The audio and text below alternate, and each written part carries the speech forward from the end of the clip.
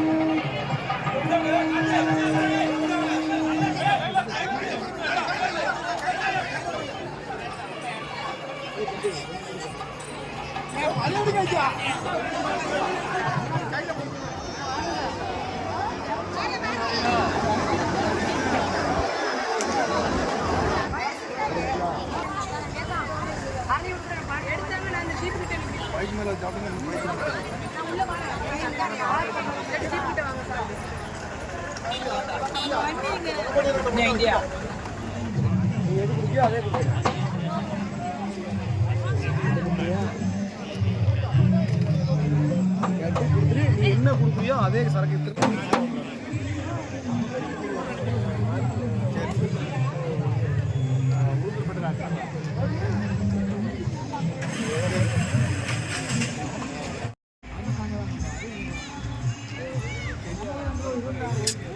இது பூரா இருட்டு.